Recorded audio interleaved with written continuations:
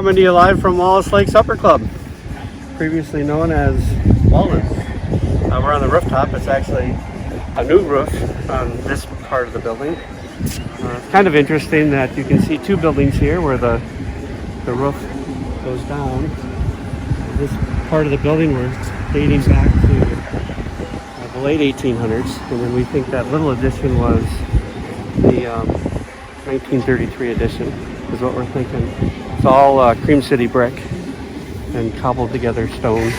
But today's a big day here at Wallace Lake Supper Club. We've got a lot going on, trying to make the facade look better. We got masons working on this side of the building.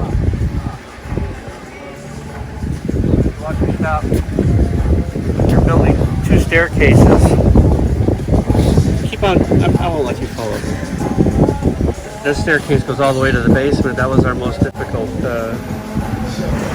proposition with the site, given the water that we had here. It was a struggle to figure out where all the water came from. There was a lot of different theories of springs underneath the property and just a lot of different ideas. It was a challenge that they struggled with here for many years, and we got super, super lucky. We were able to fix the water problem at low to no cost.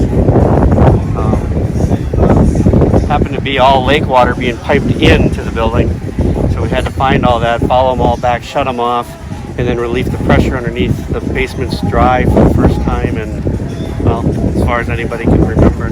What was the point of having the water being? So I think it was a series of septic systems that were too low, and I don't know if the water level had gone up over the years, but we did have one 4-inch pipe 2 feet from the building wide open with lake water, and you have millions of gallons of water out there, pressure through a pipe, pushing it right up against a foundation. That's going to give you water problems. You got to think the people that built the building knew they could put a basement in if they could dig a hole and it was dry at the time, but we dried it all out. We can show you some interesting things over here. We're, like I said, it's an exciting day today. The structure, the steel structure of the dining room is going in with Germantown iron. See the new dining room. Floor is all poured. There'll be carpet on concrete. There'll be stacked windows. So all three of these walls are going to be all glass. There'll be Doug fir beams that are 20 inches by 10 inches by 32 feet long, exposed to the inside of the dining room. And it's going to be really cool. And the windows are so big and they're double stacked. The view from the bar should go right over the people eating in the dining room. And it's just a really exciting day for us. Talk a little bit about your wetland. Yeah, so that so if you notice, the whole front of the property has been tied off. That was the first thing we did, is we got rid of all of anything that was invasive, anything that was dead. We worked with the county through the DNR requirements. To do any of this, you have to secure environmental corridors for runoff and things of that nature. So, and then if you take screening away, you have to put screening back in. So, by that, what that means is if you take brush out, you have to put brush back in. So we added a little bit more of natural habitat with some natural river birch and some pines. After we trimmed up this big popple. These two trees are very similar. I think these two trees are what they referred to as oaks when it was twin oaks. And they're not oaks at all, which is really ironic. But they really are a nice drop for the restaurant from the road. But we hope to have this dining room done here in about 3 or 4 weeks.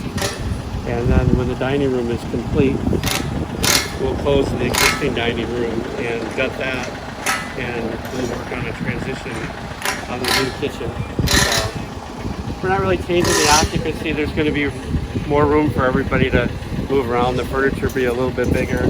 On this side, we'll be able to park cars a little bit further. There'll be maybe a place for staff to park more efficiently, so we'll pick up about another 12 to 16 parks. And that's all we really need. We're not going to promote this into something, more than it ever was at its height. How about that? We bought it just to save it. The two top collectible things or timepieces that you found buried in here. We've been finding a couple things. I'm really excited about taking the original dining room. So if you turn around, this is the original building, the original dining room. I've been in the crawl space, and we're going to expose that completely, so we will be able to excavate between the walls, underneath the ceiling, underneath the floor. And with what we found already, we're going to find something. I just like that part of it. Everybody knows that. And we've got a pretty decent sized time capsule with the shoes that we found, some bottles, some really cool old bottles, and then even some recent stuff from 1969 edition over here from the bar. It was built really, really well, but